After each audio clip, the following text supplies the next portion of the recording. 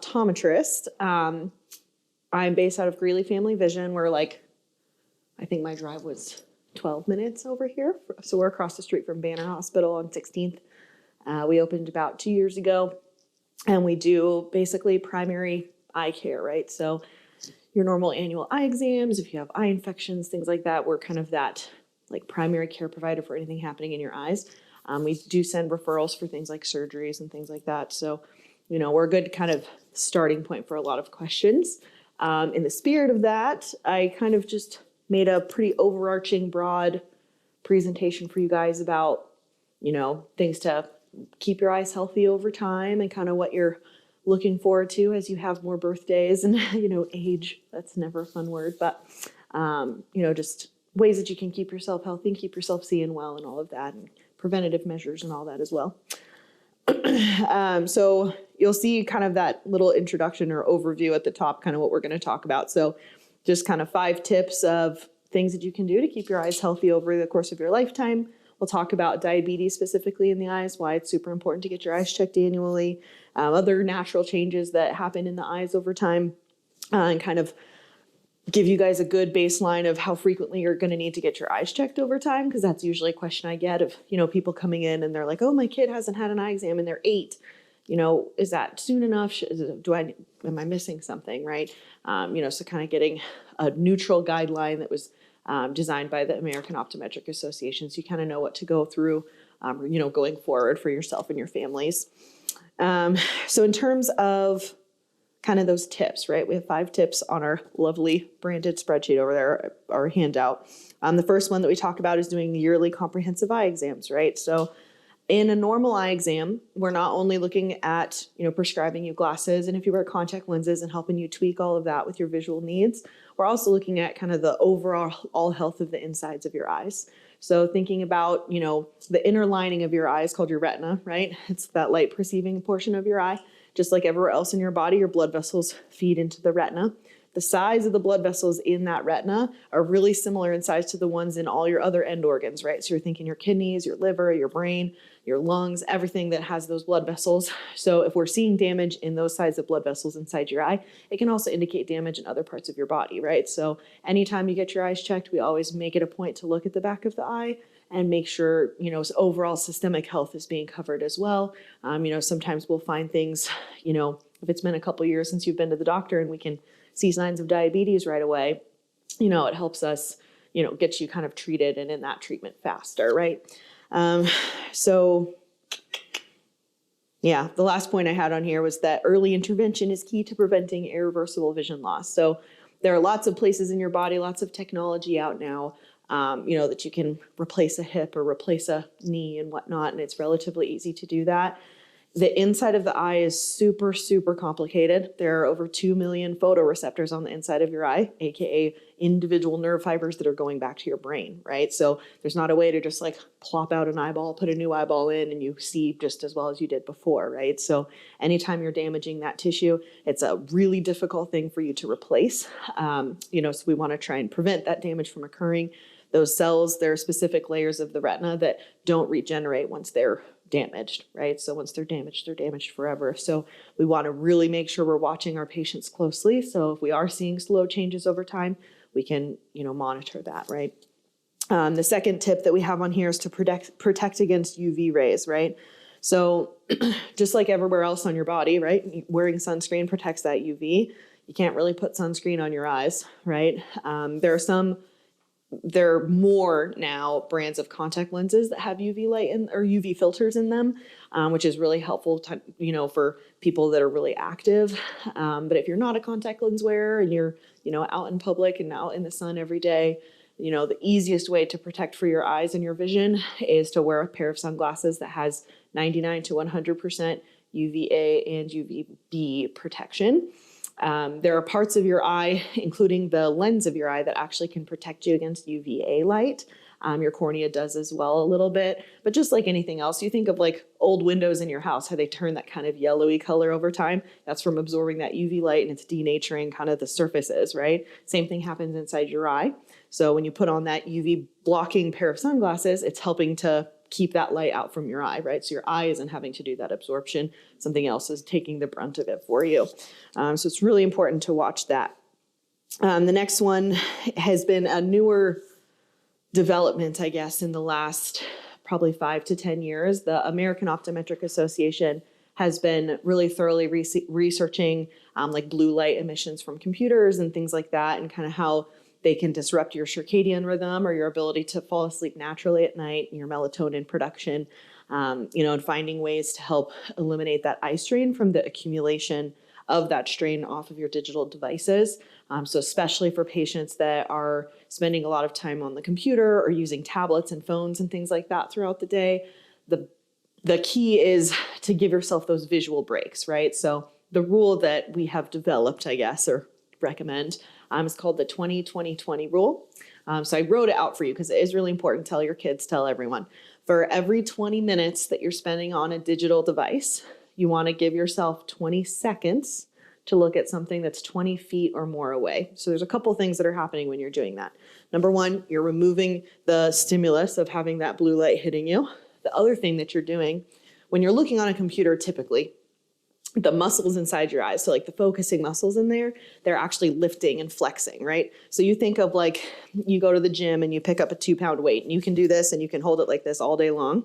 When you go to try and put that weight down, it's going to be like, oh my goodness, it's going to take you a second to put it down, right? Because your body and your muscles actually use energy, so like actual nutritional energy inside your muscles, to flex and also to relax, okay? So think of that in translation to your eyes. Your eye muscles are flexing about 2 pounds and lifting that weight throughout the day. If you're spending 8 hours just locked into your computer, say you spend your lunchtime scrolling your phone or checking email, you're still flexing those eye muscles to see up close, right? And then you go back to 4 more hours after lunchtime, and you've spent your whole day flexing your eye muscles, and you've depleted all that energy. So you're stuck here. Think of this as blurry vision far away, right? So when you go to drive home, you're feeling more glary at the end of a Thursday afternoon, right, of work than you do Saturday evening when you're going to dinner, right? And it's because you've depleted all that energy in those muscles. You've made it so you're more glary far away, more blurry far away. So what that 20-20-20 rule is doing, think about it. You have your 2 pounds of weight here. Every 20 minutes, you're relaxing a little bit, right? So you're using some of that energy throughout the day to keep your eye muscles relaxed. So people that are really diligent about 20-20-20 rule tend to do really well with not feeling so much glare and strain by the end of their day. They tend to not have so much glare when they're driving at night and blurriness when they're driving home. It's a lot harder to drive home in general right now, right? Because it's barely 5 o'clock and it's dark outside. So, you hit that twilight, even like in after school time, it feels like it's starting to get really treacherous to drive with all the lights and things. So it's really important to try and figure out how to keep yourself able to flex and relax those muscles effectively throughout your day. So 20-20-20 rule, super important. The other one, the next one, I guess, is eating your greens, right? Just like I'm sure everyone talks to you about, right? Like incorporating salads, incorporating, very nutrient dense things into your diet, just like it helps with your overall systemic and cellular health. When we think back to our retina, there are 10 layers of the retina. The base layer of the retina, its whole job is basically your nutrition comes in and it's kind of filtered through your retina layers, and then it goes into this layer that essentially is, I call it like a trash truck, right? So all the nutrition comes in, all that's left is nutritional waste, right? So it ends up in those trash truck layers. And that whole function of that layer of the eye is to pump that trash out into your venous drainage, basically. So to get back to your liver and things, to get it all cleaned out and then full of nutrition again, right? When you are eating those leafy greens and you're keeping that layer of cells healthy, basically you're effectively preventing macular degeneration, right? So you eat those dark leafy greens, keeping those retina cells healthy. You're actually increasing usually the pigment density in that macula, which has been shown to help be more resistant to macular degeneration over time. So really do your best to eat those leafy greens, if nothing else. We'll talk more about macular degeneration later and kind of things that you can do in terms of prevention. The last one, in terms of contact lens hygiene, this is a conversation. So I probably had this conversation 6 times today with patients, because it's so important for people you have two eyeballs, right? And if you get an eye infection in one and it ruins your vision, it's not only ruining your vision in that eye, it's also ruining your depth perception. It's making it more difficult for you to read, could potentially be affecting your visual field. It's a whole ball of worms, can of worms that you open, when you start to mess with things like your cornea curvature. Some things that I worry the most about is, typically we get a 22-year-old patient in the office and they're like, oh, I just replace my contacts every 3 months and I'll sleep in them, 4 nights a week, or the nights that I drink too much or whatever. And when we see those corneas and they're hazy and they're, swollen, and they're not seeing crisp vision out of those eyes anymore, right? So when we have to mandatorily take them out of contacts and they just feel like their world is rocked, it's kind of a wake-up call for a lot of them. Not only are you causing that, like the initial pain, right? So if you have an eye infection, it hurts like the dickens and it's light sensitive and all the things. It can potentially mean, complicating things like cataract surgery in their future. It can make it so they're not allowed to get LASIK and things, right? So it's a short-term, ease of not taking out your contacts, I guess, for a ton of long-term pain, right? So we want to make sure people are really aware of that. The things that I listed here are kind of the most important things. So if you know any contact lens wearers, if you are a contact lens wearer, please, please, please pay attention to these. Typically your doctor, when you're prescribed contact lenses, will tell you like, hey, you're in a monthly replacement, you're in a daily replacement contact lens. Those replacement schedules are set by the FDA. So when those contact lenses are, because they're considered a medical device, right? So in order for them to be sold on the market as a medical device, they have to be approved by the FDA. The parameter that the FDA uses is the amount of oxygen that can get through the contact lens to get to your eye. Think of when you have that lens on your eye, you've got protein in your tear film, you've got pollen in the air slamming against that lens. Those lenses are really ionized, and so they'll just absorb everything that attaches to them, okay? What that does is, think about it, if it's like really porous and full of holes, all those little things are blocking all the holes on the surface of the lens, right? So over time, it's blocking every single hole that's in that lens. So if you're wearing that same lens for 8 weeks, you've had 4 weeks where, if it's a monthly lens, you've overworn that lens by 4 weeks where you're actively not allowing enough oxygen to get to your eye, right? So it's super, super important to replace those lenses on time. The next one is actually kind of gross, but a lot of people will not replace their contact solution every night. That's the equivalent of like, taking another bath in the same water as you took a bath before, right? That the solution is manufactured basically to allow so there's cleaning agents that are inside the contact solution, and they're meant to scrub and kind of swap spots with the gross stuff that's in your contact, right? Everything is working toward kind of being equal number of gross stuff and clean stuff, right? What we want is kind of in that first 12 hours or so, you get that ideal swap where all the clean stuff is in your contact lens, all the dirty stuff is in your solution. So for the most part, most people are wearing their contact lenses every day if they're storing them in solution. But if you're not, for some reason, if you're in a monthly replacement lens and you only wear them on the weekends, what that means is once you hit about 72 hours of those lenses being in solution, you're going to want to take your contact out, dump out the solution, put new solution in, and put your contact back in it. That nobody ever does. It's a really pain in the butt thing. So if you are kind of minimally or rarely wearing your contact lenses, the solution is to go into a daily disposable contact. Make sure you talk to your doctor next time you get your eyes checked, because that's this really simple way to put a clean, sterile lens in your eye every day. Then you just take it out and throw it away. You don't have to buy like a year's worth of dailies if you're not wearing them every day. You can buy, a 30-pack per eye and wear them hiking or whatever. So, there are lots of ways to kind of meet you where you are in terms of your contact lens wear. So just make sure you keep your doctor updated. The next bullet point,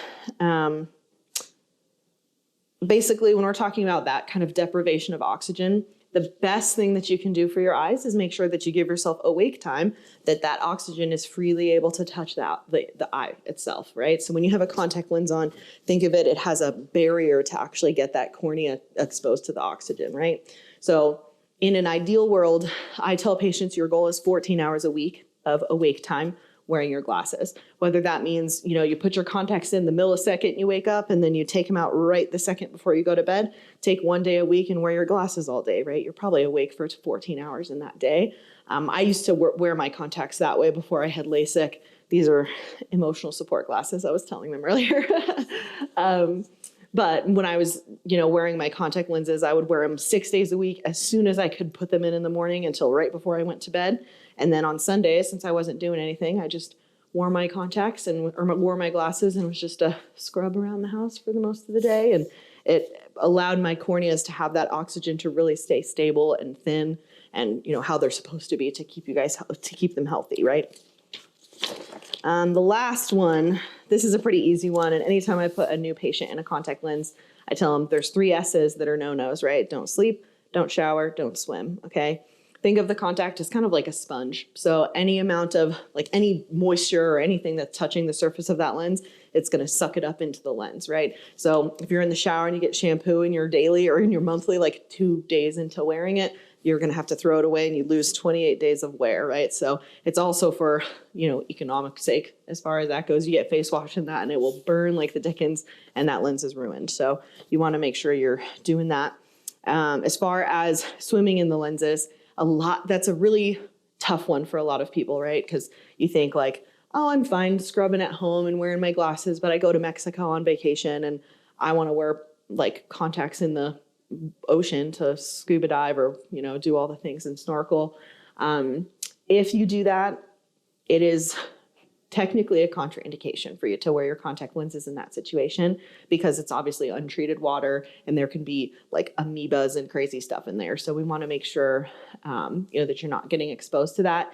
If you are going to do that, let your doctor know and let them put you in the best option for you to make that decision, right? It's better for us to know exactly what you're going to do in those lenses so we can put you in the best option and, treat you the most thoroughly. I'm sure you guys get that conversation a lot of realistically, what your diet is and things like that really does matter in your overall health. And I'd rather know that you're, sneaking a cheeseburger every week or whatever than not knowing and not understanding why your cholesterol is high and things like that. So, it's important to be open with your providers, just with us. So the next topic is a more complicated one for a lot of people. I imagine people that are here are going to be really good about, doing their best to follow, medical guidelines and things as far as your diet and things in prevention for your diabetes and kind of slowing progression and things like that.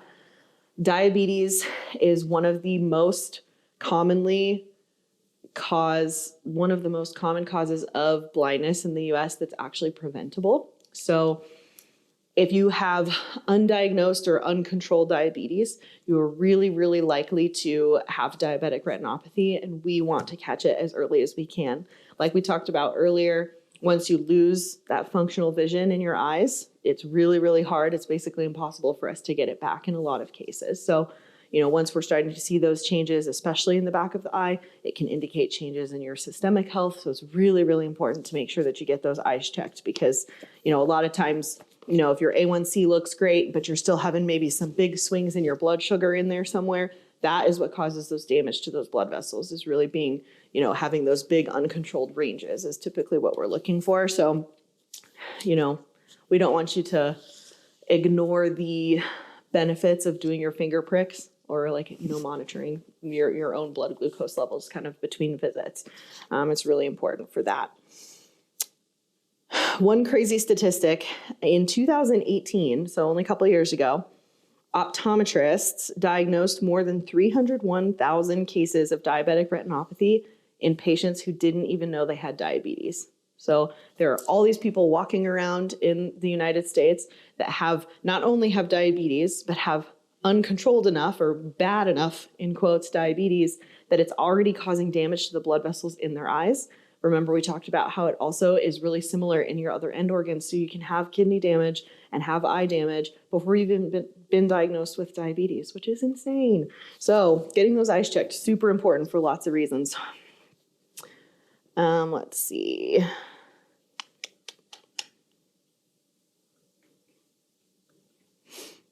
All this stuff is saying the same stuff here.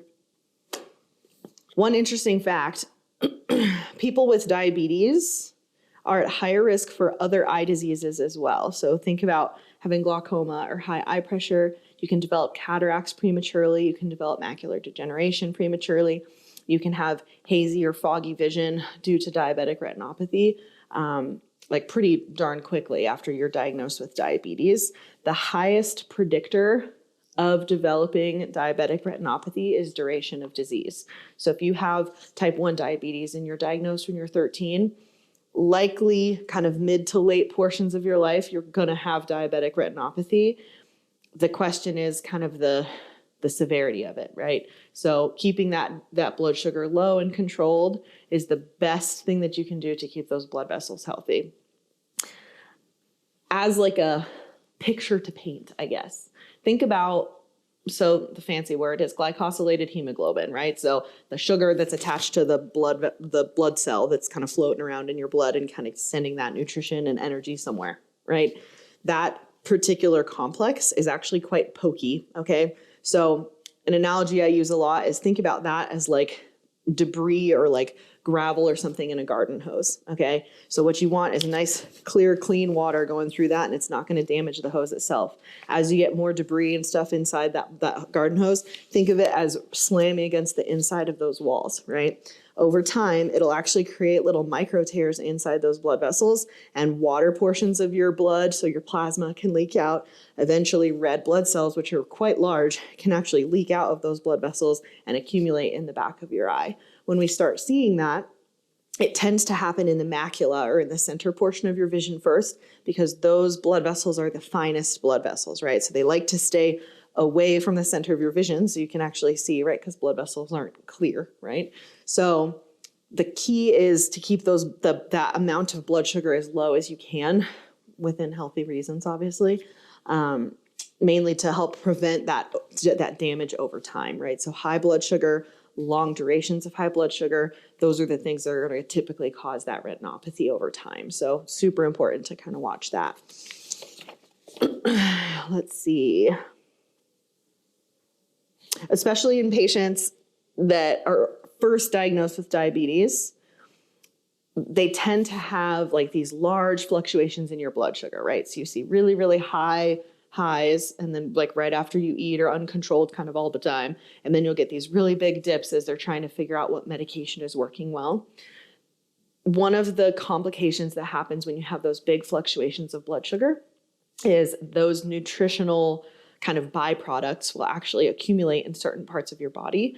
One of those parts is actually the lens of your eyes, so kind of the focusing system that we were talking about earlier.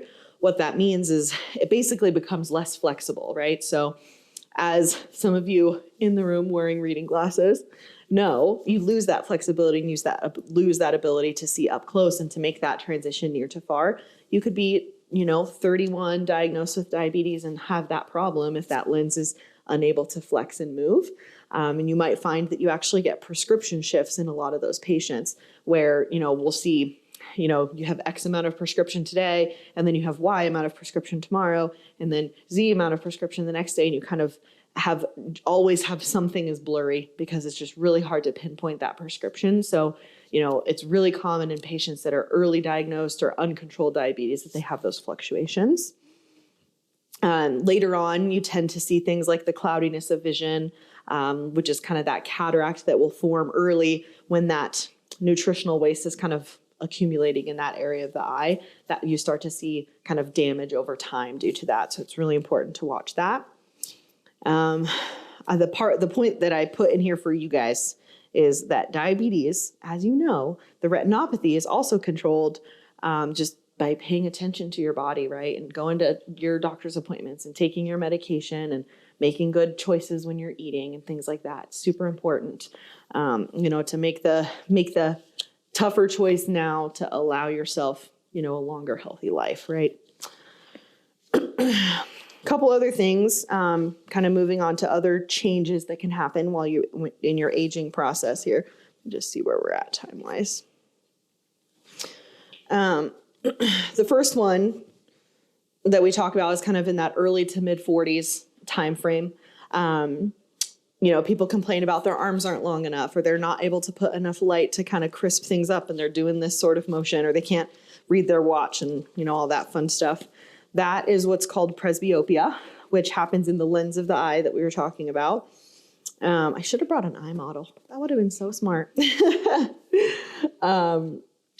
Anyway, so in the lens of the eye, think of it as like another joint. And, when you're 8 years old, you can like do weird squats and stuff with your knees and just like pop right back up and not be the wiser.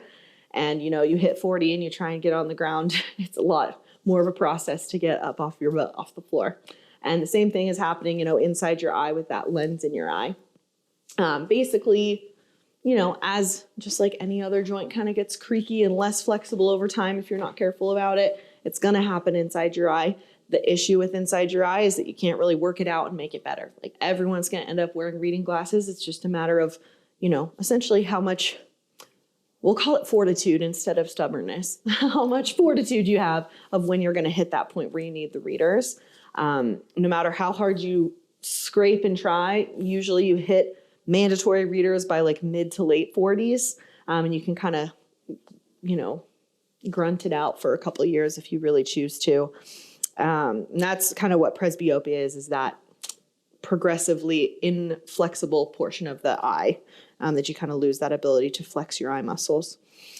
This is one that, as probably all of you know, is pretty easily treated with reading glasses. That's kind of why Target and Walgreens and all those places have them, because everyone's going to hit that point at some point. So the trick with reading glasses, just as a tip, is to use the lowest power of reader that you can manage to use while still having clear vision. So the lowest power reader that you can.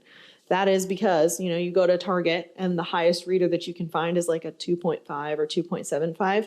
You will run out of rope really fast if you just get up to a +2 right away. And then you only have a couple options above that before you hit a point where you're going to start needing prescription readers, right? For most patients that truly have no prescription at all in the distance, their max add power is usually that 250 to 275 reader power. If you're needing more prescription than that, that tells us you probably have a little prescription in the distance. So you should get your eyes checked sooner rather than later if you haven't been doing that, right? So something to think about there. In terms of prescription options, we can do, things as simple as a bifocal with a line. There are some reading glasses that you find just over the counter that have no prescription in the top and then a line and then the bifocal in the bottom. Those will work just fine as well. When we do prescription ones, we actually do your full prescription in the top to help you see even better in the distance and then kind of give you that up close vision. The limitation to that is we tend to set your near prescription at about like kind of arm's length away, right? Now, especially when you see lots of, people still spending 8 hours a day, you're 45, you're not retired probably. So you're still kind of getting that, large amount of screen time that's kind of outside of your add power, right? So you're either doing this motion and kind of tilting forward like that, and you don't have that intermediate correction when you're in a aligned bifocal, which only has the 2 portions. There's a couple options after that. There's a aligned trifocal, which gives you a little kind of block of vision, essentially, for that intermediate portion. It's a little bit clunky, and people can see your bifocal, right? And a lot of people will hit 43 and be like, oh, I'd rather not wear glasses and have to grunt through this than wear a pair of glasses that has a line. So the solution to that is called a progressive lens. That one is what I'm wearing here. And it sounds like you're wearing a progressive as well. And it's kind of like a stealthy way to get like multiple points of prescription in your glasses. Nowadays, the progressives are really, really good. And like this one technically is a computer distance on the top and then has my add power on the bottom. But I have accidentally driven in these things before because technically there's a teeny tiny little sliver of my distance vision way at the top, but they're set for kind of like office spaces like this. So I've had them on all day. I was telling them if I take them off now, I'm like, it feels wonky because I've had them on all day. So they're just on my face.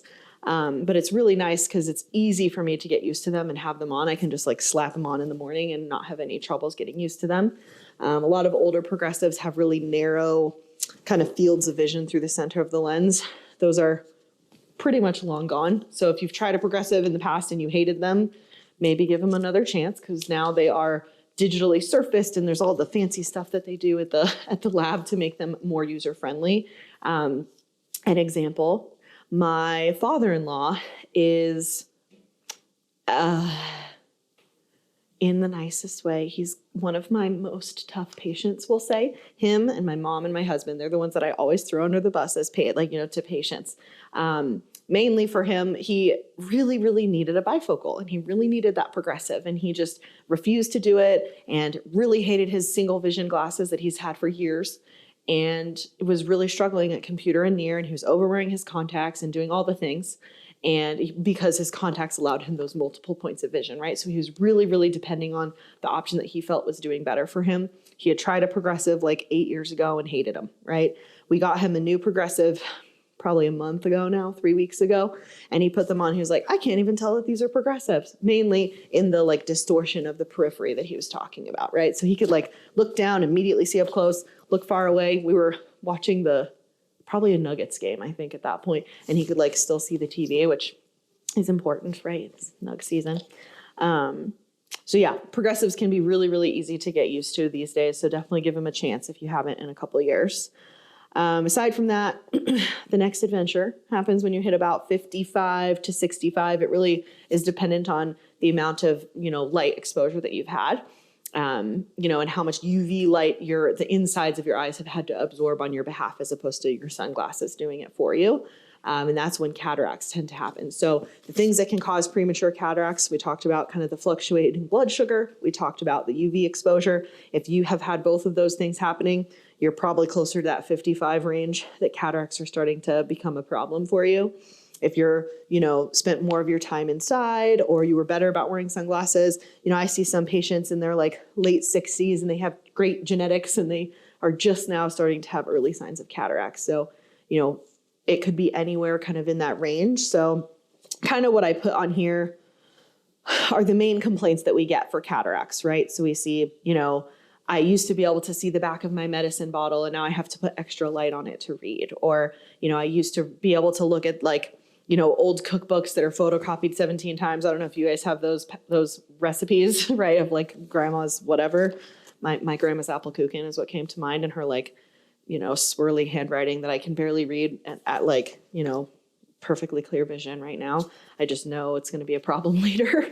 But, those types of things, if you're struggling with those, especially in lower light, if you find driving has started to feel impossible, you get those like big glare starbursts and things like that when you're driving at night to where you're no longer comfortable doing that. Those are really important complaints, which I don't like using that word, but when you're going to your doctor and you think that you're having kind of some of those changes, make sure you tell your doctor, because it's really important, as we're trying to advocate on your behalf to have any insurance, right? So like Medicare will cover cataract surgery, but you have to hit kind of a certain barometer of like how terrible is your vision, how affected is your daily life activities, basically. And we need to be able to document that in your chart. So if you've been struggling with low light and, even putting light on things is still not helping and things like that, that's when we really want to, document it in your chart, because we can work on your behalf with your insurance to try and get them to cover it sooner. Before you get to that kind of surgical point, there are a couple kind of hallmark things that will happen in your vision. One of them is that your prescription can shift depending on what type of cataract you have. It's a main refracting component of your eye, right? So if you have a really like thick certain kind of cataract, it can actually change your prescription a little bit. So if you found like, man, these glasses worked really well 6 months ago, but especially now that the time has changed and the light is I'm complaining a lot about the 4 o'clock light change, but it really bothers me. You can't go outside and run now. Like, what is this? It just is so frustrating. And so many patients come in like, these glasses were working great, and then like the daylight savings happened and I feel like I can barely drive home, right? And those types of changes, can mean, you've had that prescription shift, or you've had that cataract to become dense enough that we need to, consider taking out those cataracts. Another thing that we get a lot of at the office is, I don't want someone to cut into my eyeball, right? Because it feels like a really big, intense surgery. I will tell you, it's one of the most commonly performed surgical procedures in the US each year. They do literally tens of thousands of them a day, I would bet. Like, there are surgeons I can think of like 6 to 8 surgeons just in Greeley alone that probably do 30 cataract surgeries like 2 days a week. So 60-ish a week, each of them. So there's lots of eyeballs, lots of cataract surgeries that happen. They're super, super great at it. When my dad had his cataract surgery, he did like the basic cataract surgery, if you will. They have some that are like laser assisted and fancy all the things, and you spend all this extra money. He was like, I don't want to do that. I'm on a fixed income. We're not worried about that. I told him, do not worry about doing that. The surgeons that are doing your cataract surgery long before the laser assisted stuff has happened, they are super, super skilled at what they do. That's all they do all day, every day, usually, is those cataract surgeries. And, you can have a really great outcome if you just see the right surgeon. So, just again, talk to your doctor when you go get your eyes checked, and we can make those referrals for you. Oh, what's a fun thing? Cataract surgery usually takes about 10 to 12 minutes just to perform the entire procedure. So the morning that you go in for cataract surgery, it's about a 3-hour process of like checking in, and they draw on your forehead and say, okay, this is the eye we're going to do. You'll meet your surgeon, all that stuff. And it feels like all of this big hullabaloo. And then they take you back. And then 15 minutes later, they roll you out and you've got a patch over your eye. And then, 12 hours later, you take the patch off and you can usually see better than you were seeing before. Over the course of the next week or so, you tend to get down to about 20/20 vision without any correction, which is pretty sweet. So it's not something to be afraid of. It's not something to jump the gun on either, so we kind of have to find that right timing as far as getting you referred for those surgeries, but they tend to be super, super great. Just a couple other things to kind of mention. Make sure I'm not running too far out of time. So glaucoma is kind of another condition that we want to be careful of. That is the second leading cause of blindness that is not preventable in the U.S., right? So no matter how much we work on, lowering that eye pressure and things like that, we really, the key with glaucoma is slowing that progression. Just like, if we can't treat it and completely resolve the glaucoma for you, decreasing that eye pressure and decreasing the stimulus to cause the damage that is caused by glaucoma. The best way to solve that is to get those annual exams. If you have eye drops for glaucoma, take them. They make a lot of difference for that stuff. There's not really any early warning signs for you as a patient, like looking out of your eyeballs, looking far away. There's not a way for you to tell that you have glaucoma until it's a really, really advanced stage and you end up with tunnel vision, basically. Okay. So make sure you're getting that checked. Anytime you get your eyes checked, we check your eye pressure. That's why we check it, is to make sure you don't have those risks of glaucoma. The other thing that we kind of talked about already was macular degeneration, which is the leading cause of blindness in the United States. That is one where eating those leafy greens, especially your whole life and not just when someone tells you you've got macular degeneration, right? Being really aware of your supplements and kind of what you're taking. The minerals that are ideal for kind of healthy retina pigment is lutein and zeaxanthin. If you look at an AREDS 2 medication or kind of an over-the-counter guy, you tend to see a 1-to-1 ratio at about a 2 milligrams, I think, which is a pretty low amount. But at the very least, it's good as kind of prevention. If you get to a point where you have been diagnosed with age-related macular degeneration, there are specific vitamins that are on the market that give you really natural, easy metabolized forms of those minerals to help kind of prevent that macular degeneration and give your body a really bioavailable way to metabolize it and use the minerals that are needed for that. So, it's macular degeneration can really blur up your vision really quickly if we don't monitor and try and slow that progression. So definitely, especially once you hit about 60 or so, you should be going to the doctor annually to look at that. So the last thing, I think I just put it all on there so you guys have it for reference in terms of eye exam frequency. So we just listed out by age. We tend to do a free screening between 6 months and a year for your kiddos. And then we want to do one eye exam once they're able to identify, things like a house and a duck and I think I have a horse, little simple icons that we can really get a good acuity for them. And then you want to do kind of as you're starting kindergarten or first grade, kind of somewhere in there once they're really good at their letters. And then depending on their prescription, we tend to like to see kiddos annually. As they have growth spurts, their prescriptions change, things like that. So we like to monitor kiddos pretty closely until they turn about 18. If you're in contact lenses, the FDA requires an annual eye exam. So if you're getting your contact lenses renewed online for like 3 or 4 years, which we see, I literally had a patient like that today that I was like, what are you doing? Your cornea is blah, blah. But, you know, don't do that. That's all I can say. You can, you know, there are ways around the things that the FDA recommends, I guess. But I am literally not allowed to write a contact lens prescription that expires in more than 1 year from when we finalize that prescription. So it's, you know, should speak to the importance of defending your corneal health if you're a contact lens wearer. So thinking about that. I keep mentioning contacts. No matter your age, there's probably a contact lens that could potentially be a good option for you, because we do have multifocal contact options and things like that. So, you know, there are usually some options for most people, or, you know, we can kind of work with you to get your visual demands met with a pair of glasses or contacts. So, you know, you just have to talk to us. I know that was a lot. Eyeballs are cool. I don't know if anyone has any questions or anything about what we talked about. I think I might have written down all the things. I got one. What do you got? So you mentioned the eye constraint looking at screens, which is the equivalent of like holding a weight. Mm-hmm. What do blue light blocking glasses do? Does that like half the weight if we're using that analogy? Like, so if it's like a 2-pound weight, did the blue light kind of make it a 1-pound weight? So technically, when there's power in the lenses themselves are changing the weight amount in that analogy. What the blue light is actually doing is it's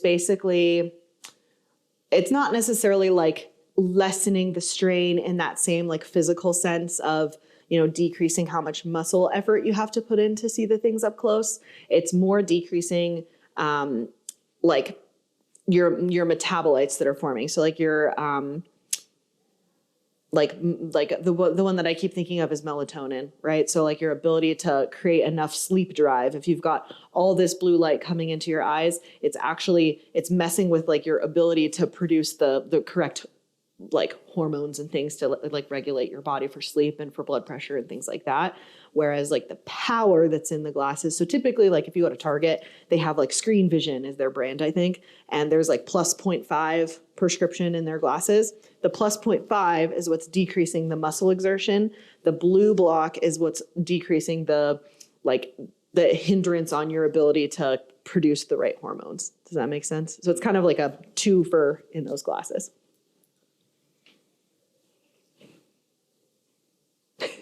You're all like, nope.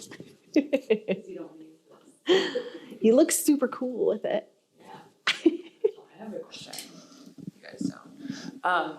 What do you think about the online eyeglass things? You know what I'm talking about, like the discount things? Yeah. So I get this question a lot, and I always preface it, which it kind of is not as necessary here, but like, I'm not trying to force you to buy glasses in my office, right? Like, I also am a savvy consumer, and like when I get prescribed something, I'm not going to just like go to one pharmacy and be like, okay, I'll pay all the dollars that you tell me to. You know, I'll look on GoodRx and like, you know, get a deal if I can. So I'm not telling you to just come to my office and willy-nilly spend all this money and not know what you're getting. There are a couple things that happen when you're doing your glasses online. Number one, you guys are not opticians, right? So when your glasses come in the mail and you're like, sweet, I saved a lot of money on this things and I got an extra fancy anti-reflective coating. Like, you can look at this pair of glasses and not know if it has an anti-reflective coating on it or not. Like, you know, it doesn't really, you know. So as far as the like managing the quality of the materials and the lenses that you're getting, you don't necessarily know if you're getting what you're paying for. The other thing is, when you're making your glasses, there are like manufacturing tolerances for glasses that are federally regulated. So like if your, you know, prescription is X over here, we have to be within certain kind of manufacturing numbers, like within how close we are to that prescription in order for us to legally hand you those glasses. If someone is not legally handing your glasses to you and making you put them on your face, they did not have to be double checked that they met those tolerances. You could just be getting like any prescription at all. So as far as that goes, it's a lot harder. As far as like, say you have astigmatism correction, there are 3 numbers on your prescription instead of 1. If you only put in this one prescription and they don't receive this information here, or if you put it all in and they only put this prescription in and they don't put in this prescription over here, like there's no way for you to know that without us reading the glasses, right? So, as far as getting what you're paying for and all that stuff, that makes a huge difference for that stuff. As long as you go somewhere that's going to physically hand you your pair of glasses, you're probably pretty safe. I always think of Warby Parker, which is the one that like a lot of us, like around the colleges, they like know Warby Parker and they're like, oh my gosh, I want this pair of frames or whatever. As long as you're going into like a physical Warby Parker store, they're going to have to hit those manufacturing tolerances. If you are ordering them online, which we don't have a Warby here in town, the wheelhouse of Warby Parker is like a 22-year-old who mainly wears their contacts and they have a minus 1.25 prescription and they can just like slap the lenses in willy-nilly and mail them to you. If they get too out of adjustment, their protocol, I guess, is to just make you a whole new pair and send it to you, right? So it's more like disposable, sending you as many pairs of glasses as you want or need. So say you have astigmatism, say you have more prescription than average, say you have a progressive or like prism or something else happening in your glasses, it's like 95% the case that you're not going to get what you ordered or that it's not going to be within tolerances because that's just not their wheelhouse, right? So, it works really well for some people, and I will not say that it doesn't. Like my sister-in-law, she has her one nice pair of glasses. She's a teacher, and so she likes having like 40 different, she has like a rainbow pair and a whatever pair for like things. And, I'm not going to tell her like, oh yeah, you have to spend, $400 or $300 on every single pair of glasses that you have in your arsenal. But like, when you're going to wear your glasses because you need clear vision and you are going to wear them all day, maybe wear this pair and don't wear this one over here, So I know that was a long answer for that, but it is super important to make sure that you're getting what you're paying for, right? So that's a good way to do that. And we do try, like at my office, if you order them online, we're not going to be like, we're not going to touch them for you. Like we'll do our best to try and help you if you do that within reason. I will say we'll like check your prescription. And if it's totally wrong, we'll be like, there's no way for us to like do anything about this. So take it back to from whence they came kind of thing. But we try our best to adjust them well to your face and things like that. So they're not sliding forward or crooked or whatever. We're not going to be mean, but you'll definitely have a better experience visually, paying a little more probably for your glasses.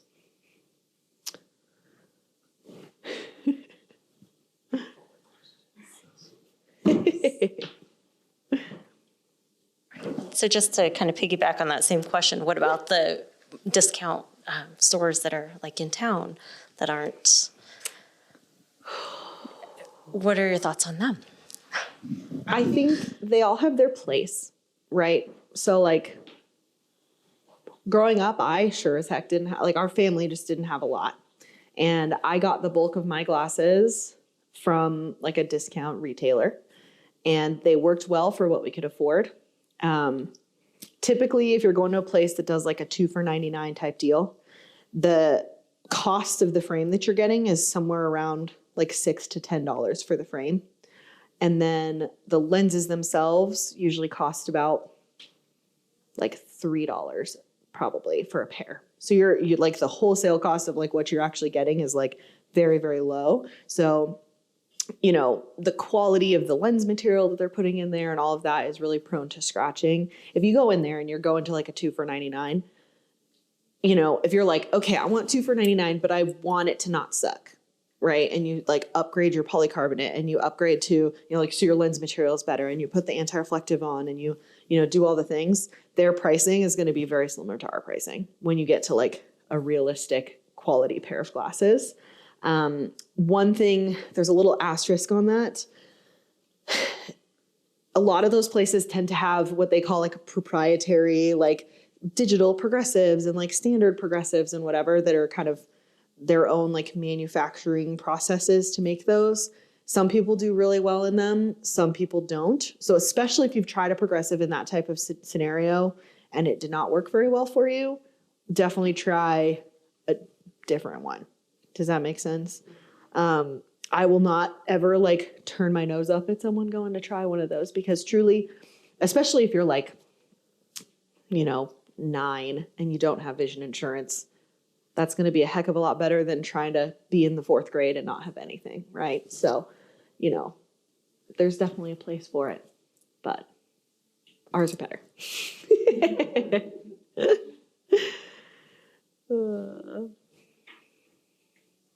You get a lot of patients coming in with dry eyes. Yes. So it's not always glaucoma. No, So and especially here and with people on heavy screens. So what's crazy, here's some numbers.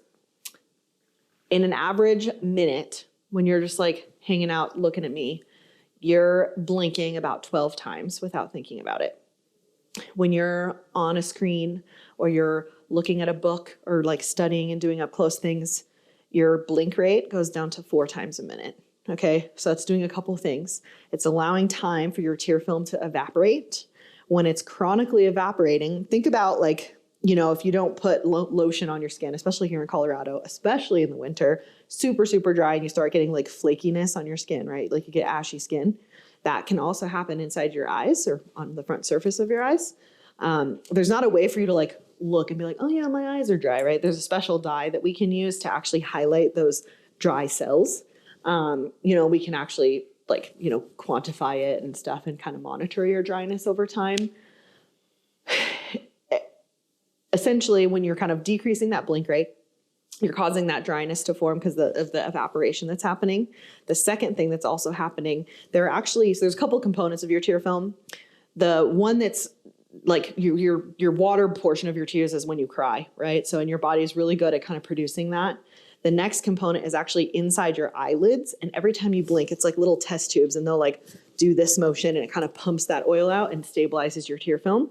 So when you're not blinking as much, you're not allowing that pump action to happen to create that oil to kind of spread over the tears, right? To keep that stable. That's why it's evaporating faster, right? So it's this whole cycle that happens.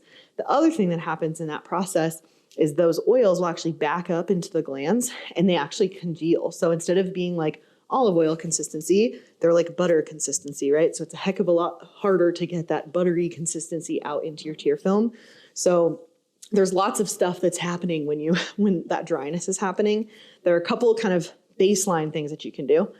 You can buy like a warm compress or people use like a sock full of rice and they'll like heat it up in the microwave within reason. Do it like 10 to 15 second increments until it's like a comfortable temperature. You don't want it to be like boiling lava hot and put it on your eyes because the tissues of your eyes are very, very sensitive. So, they're like, you don't want to do excessive heat or excessive cold. So it's really like warm and cool, right?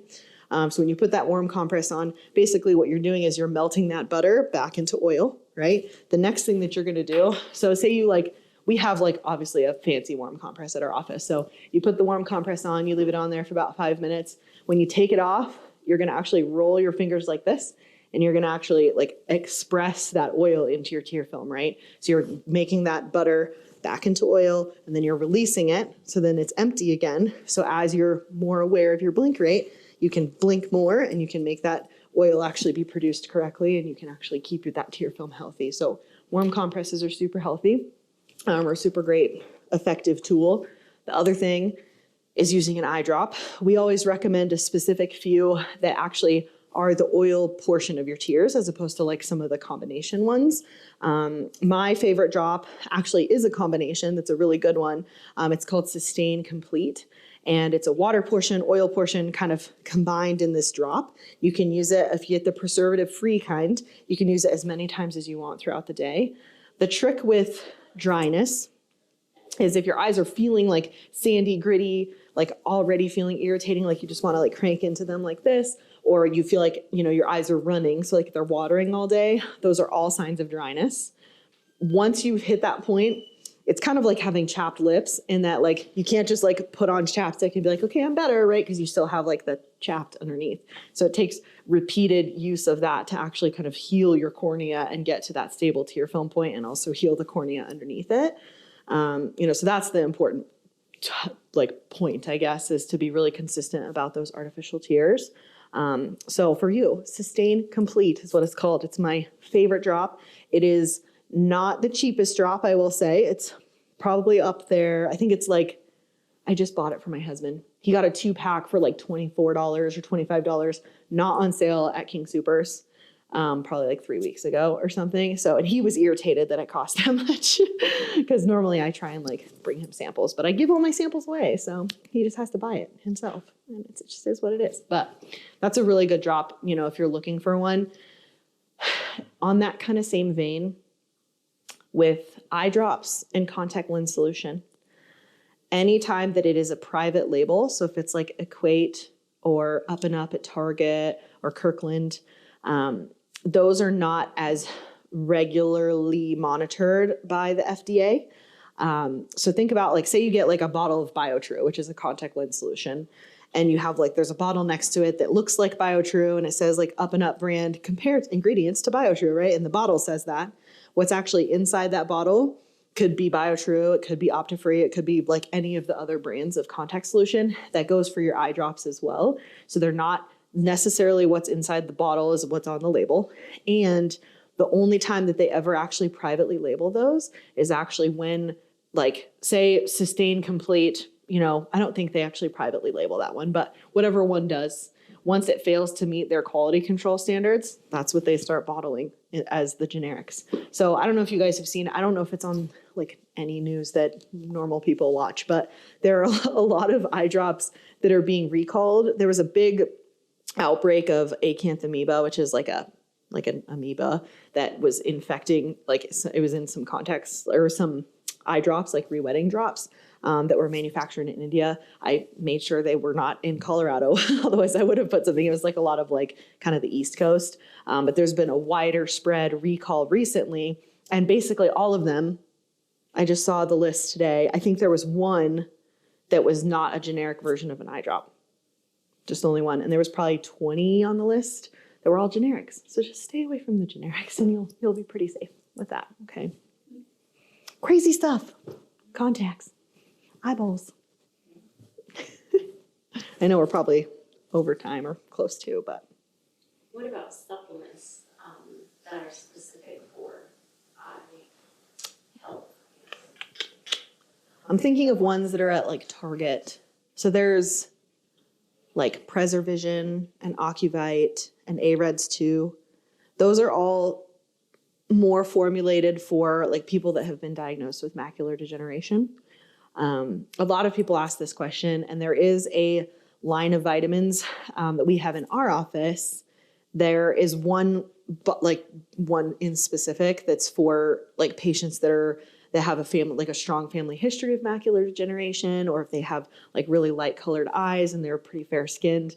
Those are the people that tend to be at higher risk for macular degeneration. So there are vitamins that you can take for that stuff. If you're pretty aware of like your diet, right? So if you're eating lots of like we said earlier, leafy greens, or if you're eating like sweet potatoes and carrots and things high in vitamin A, you tend to get enough in kind of your natural diet for most patients. But if you have like diabetes and things like that, there are kind of more stressors put on your blood vessels and on your body, right? So there are vitamins that you can take for that. We have like I think there's probably 12 different ones. There's ones for like, like one of them I'm thinking of is called Screen Shield Pro, and it's like effectively meant to help like stabilize your tear film and give your retina the nutrients that it needs to help kind of not absorb the blue light as much. So there's vitamins for that. There's one that's just called Easy Tears that's specifically for like dry eye patients. Other thing you can tell your patients to take is omega-3s, like fish oils. That's another good one. I'm sure you probably recommend those for tons of other things as well, but that's another good one. But usually like when I see patients, I make sure, you know, especially if they're concerned about things like supplements, you know, we have a conversation about what would be the best one to put them on to kind of meet all of the needs. I have this like massive chart thing that shows all the vitamins that are in it, or like the components of the vitamins for sure. So it's a conversation we can have.